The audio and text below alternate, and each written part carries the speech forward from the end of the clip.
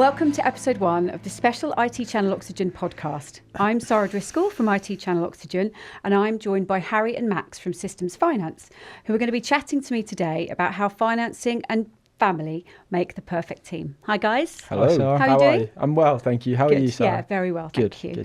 Good. So, Harry, tell me about Systems Finance and how it started life. Yeah, so we are a finance company that specialise in software and IT hardware. We both worked, me and my brother Max, both worked for competitors. I worked in London and Max worked in the Midlands probably about 9 years ago now. Did 2.5, 3 years for those respective companies and thought, you know what, we can give this a go ourselves and potentially do it better. Mm-hmm. And so, yeah, 6.5 years ago, Systems Finance was set up with the goal of focusing on software, hardware, our niche, something that we really know and understand. And yeah, it's just gone from strength to strength, really, and Amazing. grown and grown and grown. It's been fantastic. And what was it about traditional financing and leasing that you thought you could change and do differently? Originally, asset finance or finance as we're involved with it, from a profile perspective, was dominated or is to a lesser extent now dominated by older, more greyer sort of men. Yeah. And we're primarily supplier and vendor led. So we work with vendors and introducers who, in our experience, are young people like us. And we thought, you know what, we get on really well with these people. There's an opportunity for the sort of new age of finance company, and we'll make a go of it. So I think, yeah, very relationship orientated. Like Max touched on, the majority of the people on the front line selling the software, multi-year, etc., are of comparable age to us. So naturally, we end up building good relationships with them. Some of which those relationships, started 9 years ago, and they're still going strong today. But yeah, like Max said, there is an older generation sort of stepping down in our industry, and young blood was needed, and we sort of looked at that opportunity to really get stuck in, and yeah, it's been good, hasn't it?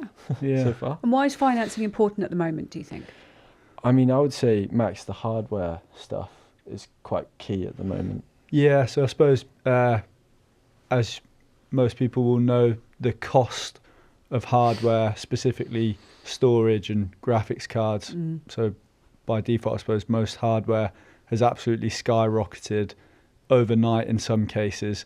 So where a business might have been looking at, say, £10,000 to refresh some hardware, they could well have been faced with a doubling of that overnight. So that's a massive increase for any of our sort of client base, which is small and medium-sized businesses generally, to deal with, and finance is the logical sort of solution for dealing with that massively increased cost. Yeah, and not just hardware but software too.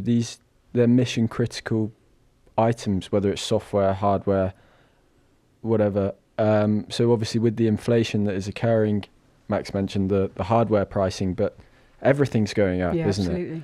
And so realistically, having the ability to competitively split that across a term, as opposed to having huge capital expenditure sometimes coming out of nowhere, that's sort of why I think it's important, and will continue to be important, because the world's not getting any cheaper, is it? Let's be honest. Yeah, exactly. In addition to that, I suppose the culture and the sort of done thing now is for businesses to consume their spend or their IT or their insurance on a monthly basis. Not just businesses, people as well. People, you pay for your Netflix phone and- monthly, yeah, Netflix, exactly. every subscription under the sun. Yeah. So It's a hopefully a good industry to be in. Yeah. Earlier on, Harry, you mentioned you like to establish relationships. I mean, that's essentially what the channel's all about. So talk to me about how you work day to day with the channel. On the phone a lot, building those relationships, building that trust, because like really, for someone to work well with another person, you really have to trust them. And from a finance perspective, that's making sure that that person is on top of it from a rate perspective, and really just sales process is all about, with vendors, making sure that their sales process is as quick as it possibly can be and as seamless as it possibly can be.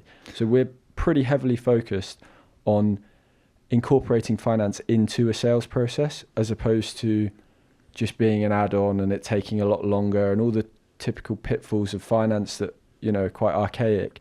We have systems in place. We have, we're highly focused and highly organised when it comes to making sure that process is seamless. I'd say that's important. A key thing is we genuinely, we're salespeople at the end of the day, and we'll take an introduction from a supplier partner who's a salesperson, and we'll treat their opportunity as it's our own, because it becomes one of our opportunities too. So we genuinely show it as much attention and care that they have in getting it to where it is before they pass it to us. So I think that's a really key point. Yeah, it's fast paced. I mean, the channel, it is a fast paced environment, and you have to work really hard to get customers. You have to really work your proverbials off. And so you don't want to throw that away by introducing someone that will then stumble or cause you issue down the line. So yeah, it goes back to trust, really, if I'm honest. I think delivering as well and doing what